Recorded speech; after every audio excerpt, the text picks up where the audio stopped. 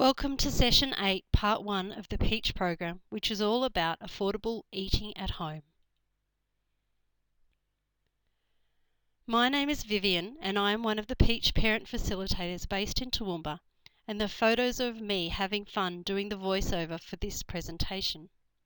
The presentation is based on Session 8 of the PEACH Parent Handbook, and you may find it useful to have that nearby as you watch. Food is all around us, and we can get food any time of the day or night. And if we don't want to leave home, we can always heat something quickly in the microwave or order something to be delivered.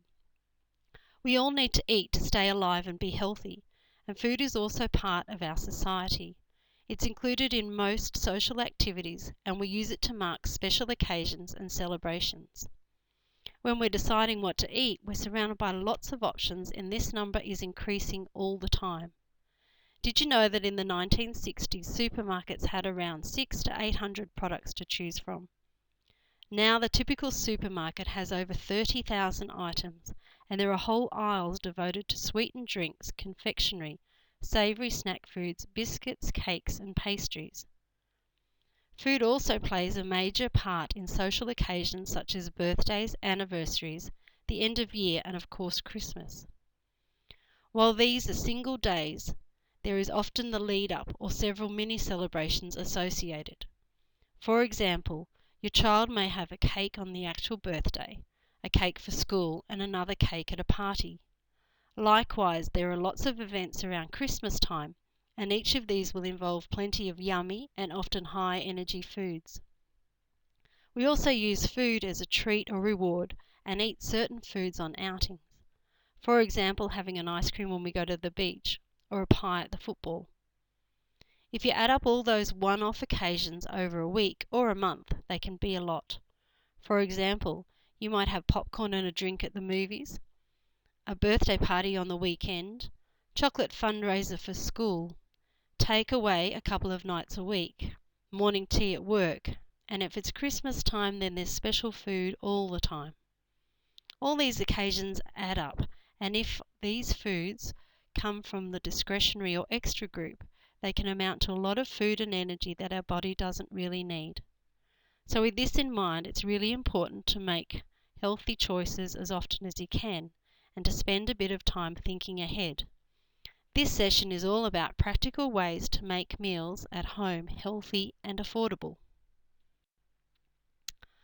Shopping for groceries, with or without the kids, can be challenging, and making healthy choices while in the supermarket is not always easy. You may find the following tips helpful to avoid making impulse purchases and unhealthy choices when you shop. Firstly, avoid shopping when hungry. If you go shopping when you're hungry, you're more likely to make impulse decisions and buy things that are high in energy to give you a quick hit. These items are usually high in fat and sugar and not the healthiest option. Once you've bought these things, they become a food choice for your household, and saying no when nagged by your children can be very stressful. Remember, it's much easier to say no to a food request if you don't have it in the pantry. If the kids are with you and they're hungry, they're more likely to ask or nag for food as you shop or wait in line. Try to feed them beforehand. If you're rushing between places, have something healthy on hand to offer, such as fruit, water or mints. You might find it easier if they're eating something healthy while you shop. Next, get into the routine of planning your weekly, fortnightly menu. Use the supermarket catalogues when planning and try to choose meals that make use of what's on special, which is also often in season. Make sure you write a list of all you'll need so you can buy it all in one outing. We all know frequent trips to the shops to buy just one or two things usually results in coming home with twice as much as what you intended. Being organised and planning ahead will also save you money, petrol and time. Remember to take your list with you and follow it. By staying focused, you'll be less tempted to buy other things you see on the shelves when you're looking for what you need. Shopping from a list also means a faster shop. When planning your shopping trip, think about where you'll shop. That is, will you go to the supermarket or individual shops like the butcher, fruit shop or markets? Sometimes this may be cheaper. And also try to look for ways to reduce waste. This might mean taking your own bags or choosing items with less packaging. Another good tip is to involve the kids in writing and reading the list, collecting food, looking at vegetables, and even comparing products. If your child has helped put the shopping list together, they will be more likely to stick to the list and not pester for other foods. Also, children need rules and limits, so make sure you discuss these before hitting the shops. Outline your expectations and any consequences and be prepared to follow through. It's much nicer to have this sorted before you enter the shop. If you want to let your child choose some food, limit their options and guide their choices. For example, if there's a decision to be made about which cereal to buy, you select 2 healthy options and let them choose one. This is much easier than asking them what cereal they would like, especially when there are more than 30 to choose from. It's really important to be aware of marketing strategies used to influence our shopping habits, such as advertising, competitions, colourful packaging, emotive words and pictures, and even the location in the shop where the food is sold.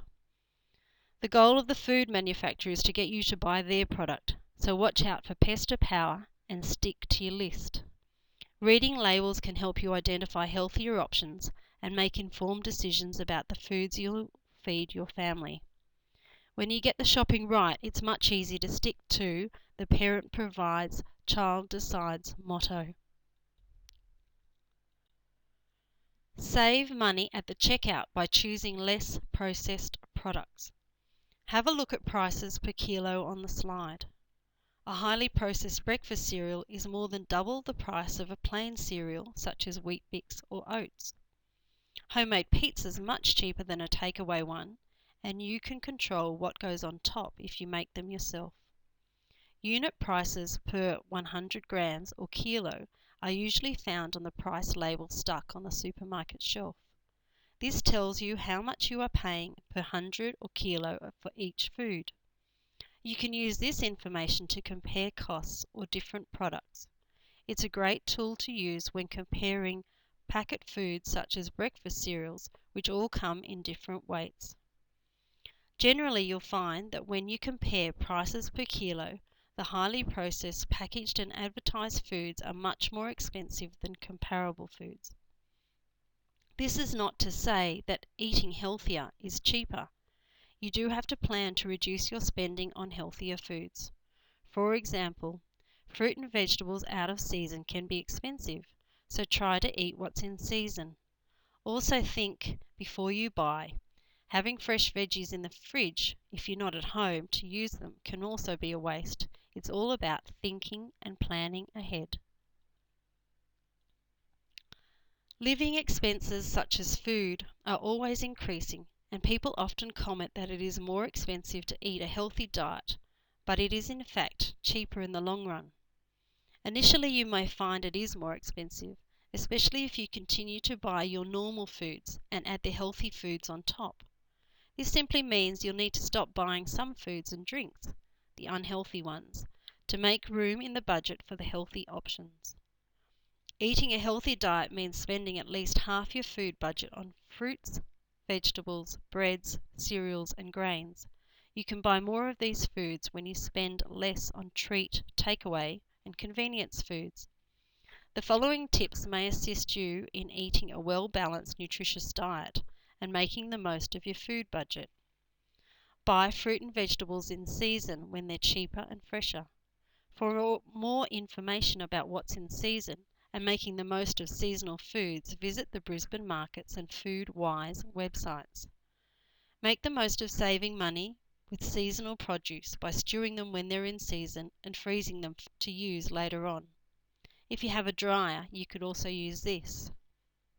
Depending on the storage you have available at home, buying in bulk can save you a lot of money. Check the unit price label and compare the cost per 100 gram to find the cheapest option. You might find it cheaper to buy a kilo of yogurt and decant it into small reusable containers yourself. This means you can control the serving size and also reduce rubbish and help the environment. If you do buy in bulk, remember that you need to exercise portion control.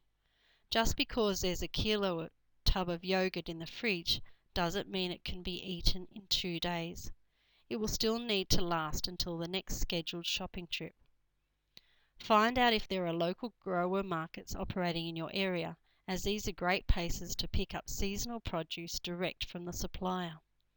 Also, products bought here are often cheaper, fresher, and last longer than items bought at the supermarket.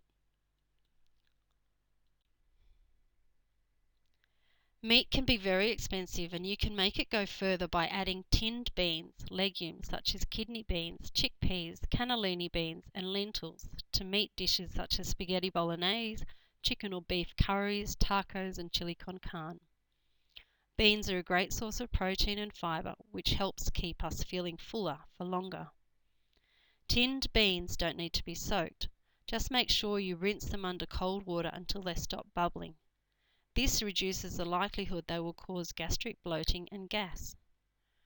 Cooking at home is a great way to involve your children and partner and other carers in the food preparation and healthy eating. Have a go at making your own bread and muffins. Buy a healthy recipe book. Visit the Heart Foundation or similar sites for a recipe. Or modify one of your favourite recipes to make it as healthy as possible. It's important to remember that homemade food doesn't always mean healthy. They could be still an extra or discretionary food, so limit how often they are eaten.